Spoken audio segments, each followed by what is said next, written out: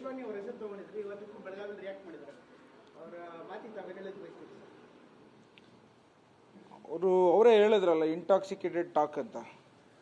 So ಒಂದು ವಿಚಾರ, ನನ್ನ ತಾಲೂಕಿನ ಸ್ವಾಭಿಮಾನದ ವಿಚಾರದಲ್ಲಿ ಧಕ್ಕೆ ನಾನು ಯಾವುದೇ ವಿಚಾರಕ್ಕೂ ಕಾಂಪ್ರಮೈಸ್ ಇಲ್ಲ. ಒಂದು ರೈತರ ಕೃಷಿ ಸಾಲದ ಬಗ್ಗೆ ನಾನು ಮಾನ್ಯ ಮುಖ್ಯಮಂತ್ರಿಗಳಿಗೆ ಪ್ರಶ್ನೆಯನ್ನು ಎತ್ತಿದ್ದೀನಿ. ಆ ವಿಚಾರದಲ್ಲಿ ಮುಖ್ಯಮಂತ್ರಿ ಸಾಹೇಬರು ಅರ್ಥ ಮಾಡಿಕೊಂಡು ಅದೇನಾರ ತಾರತಮ್ಯ ಇದೆ ಸರಿಪಡಿಸ್ತೀನಿ ಅಂತ ಭರವಸೆ ಕೊಟ್ಟಿದ್ದಾರೆ. ಸೊ ಹಾಗಾಗಿ ನಾನು ನನ್ನ ತಾಲೂಕಿನ ರೈತರ ಪರವಾಗಿ ಪ್ರಶ್ನೆ ಕೇಳಿರೋಂಥದ್ದು ಸರಿ, ಅದರ ಬದ್ಧನಿದ್ದೇನೆ. ಅದನ್ನು ನ್ಯಾಯ ಒದಗಿಸೋಕ್ಕೆ ಆ ಒಂದು ಹಾದಿಲಿ ನಾನು ಜಯ ಗಳಿಸಲಿಕ್ಕೂ ಗೆಲ್ಲೋವರೆಗೂ ನಾನು ಹೋರಾಟ ಇದೆ ಅಂತ ಹೇಳಲಿಕ್ಕೆ ಇಚ್ಛೆಪಡ್ತೇನೆ. ಈ ಅನುದಾನದ ವಿಚಾರವಾಗಿ ಮುಖ್ಯಮಂತ್ರಿಗಳು ಮಾತನಾಡುವಂಥದ್ದು, ಮುಖ್ಯಮಂತ್ರಿಗಳು ತೀರ್ಮಾನ ಮಾಡುವಂಥದ್ದು, ಇದು ನನ್ನ ಪಾತ್ರ ಏನಿದೆ ಅಂತ ಅವ್ರು ನೇರವಾಗಿ ನಿಮ್ಮನ್ನು ಪ್ರಶ್ನೆ ಮಾಡಿದ್ರು. ಡಿಪಾಸಿಟರ್ಸ್ ಮನಿ ಅಂತ ವಿಚಾರ ಎಲ್ಲರಿಗೂ ಗೊತ್ತಿರೋಂಥದ್ದು. ಡಿಪಾಸಿಟರ್ಸ್ಗೆ ಯಾರು ಇಂಟ್ರೆಸ್ಟ್ ಕೊಡ್ತಾರೆ? ಸರ್ಕಾರನೇ ಕೊಡಬೇಕು. ಡಿಪಾಸಿಟರ್ಸ್ ಮನಿನ ನೀವು ರೈತರಿಗೆ ಕೊಡ್ತೀರಾ 0% ಮತ್ತು 3%.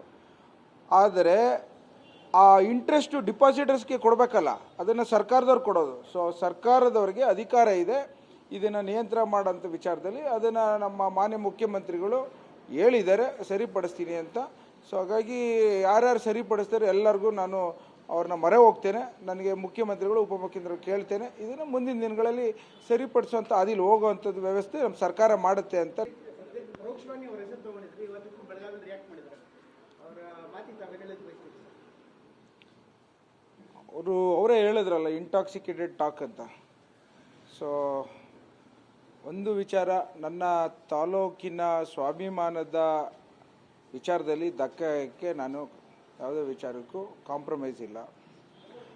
ಒಂದು ರೈತರ ಕೃಷಿ ಸಾಲದ ಬಗ್ಗೆ ನಾನು ಮಾನ್ಯ ಮುಖ್ಯಮಂತ್ರಿಗಳಿಗೆ ಪ್ರಶ್ನೆಯನ್ನು ಎತ್ತಿದ್ದೀನಿ.